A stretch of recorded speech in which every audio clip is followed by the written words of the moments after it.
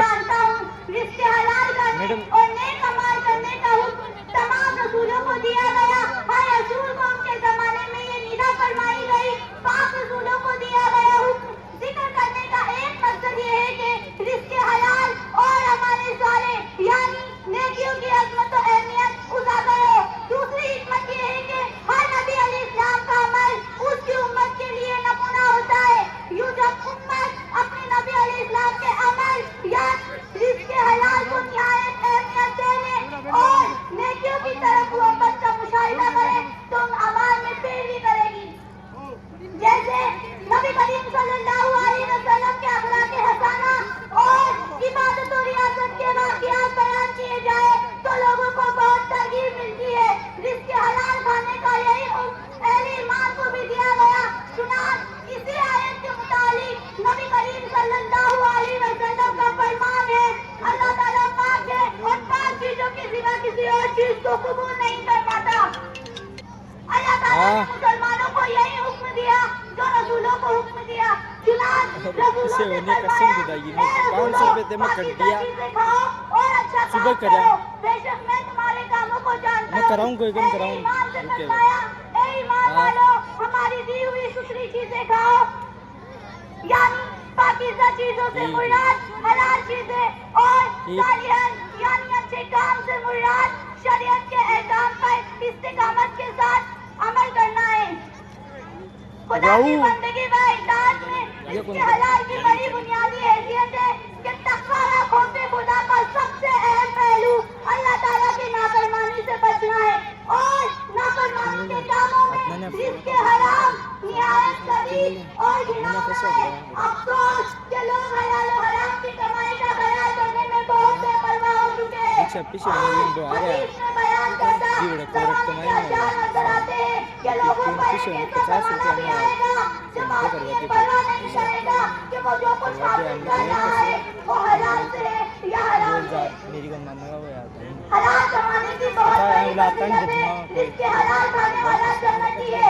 चुनांचे सल्लल्लाहु अलैहि वसल्लम ने फरमाया, वो शख्स पाकीज़ा यानी हलाल चीजें खाए और सुन्नत के मुताबिक अमल करे तो वो जन्नत में दाखिल होगा। जिसके हलाल खाने वाले की सब दुआएं कबूल होती है।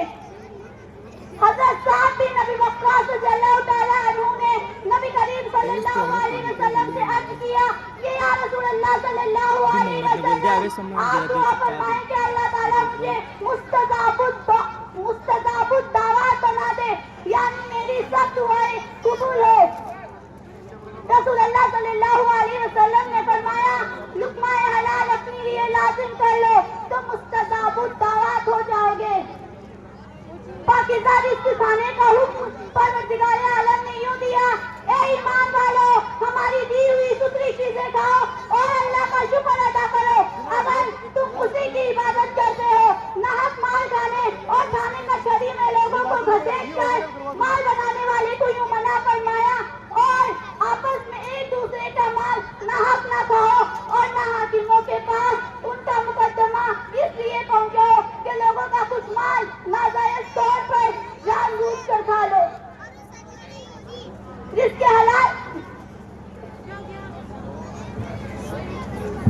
जिसके हलाल खाने वाले को शख्स वही सुनाते हुए फरमाया, बेशक जो लोग जो जुल्म करते हुए यतीमों का माल खाते हैं वो अपने पेट में बिल्कुल आग भरते हैं और अनकरीब ये लोग भड़कती हुई आग में जाएंगे।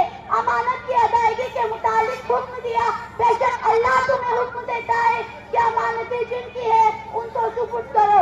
नबी करीम सल्लल्लाहु अलैहि वसल्लम ने फरमाया, वो गोश्त जन्नत में लिया जाएगा जिसकी परवरिश हराम माल से हुई हो और ऐसा हराम गोश्त दोज़ख का ज्यादा मुस्तहिक है। फरमाया, हराम खोर की दुआ कबूल नहीं होगी। फरमाया, हराम माल का कोई सदका कबूल नहीं किया जाएगा।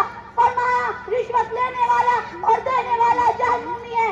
फरमाया, रिश्वत लेने वाले और देने वाले पर अल्लाह के रसूल सल्लल्लाहु अलैहि वसल्लम ने लानत भेजी है। हराम रिज़्क़ खाने वाले की इबादत और नमाज कबूल नहीं होगी। तिजारत में झूठ बोलने वाले और ऐब छिपाने वाले के कारोबार से बरकत मिटा दी जाती है। मजदूर مزدور کی مزدوری مارنے والے کے مقابلے میں قیامت کے دن نبی کریم صلی اللہ علیہ وسلم اس مزدور کی حمایت میں ظالم کے خلاف کھڑے ہوں گے. اور حرام کمائی کی صورت پاتی اور ناجائز طریقے سے دوسروں کا مال کھانا حرام ہے اور اس میں حرام خوری کی ہر صورت داخل ہے. فرمایا خالوت مار کرتے ہو یا چوری، جوئے، سود، رشوت میں سے کسی طریقے سے جھوٹی گواہی دے کر گواہ نہ کمایا یا جھوٹا فیصلہ دے کر قاضی یا جج نے مال پانی وصول کیا یا جھوٹ کی وکالت کر کے وکیل نے فیس لی یا یتیم بیوہ امیر غریب الغرض کسی کے مال میں خیانت کر کے ڈنڈی مار کر کے یا کسی طرح دھوکہ دے کر مال ہتھا لیا یا حرام تماشوں جیسے ناٹک، فلموں، ڈراموں، گانے بجانے کی اجرت وصول کی یا حرام کاموں یا حرام چیزوں میں معاوضہ ہو یا بلا اجازت شرعی بھیک مانگ کر رقم لی ہو، یہ سب ممنوع و حرام اور جہنم میں لے جانے والے کام ہیں.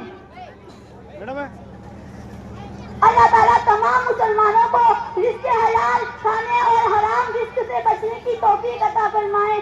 آمین.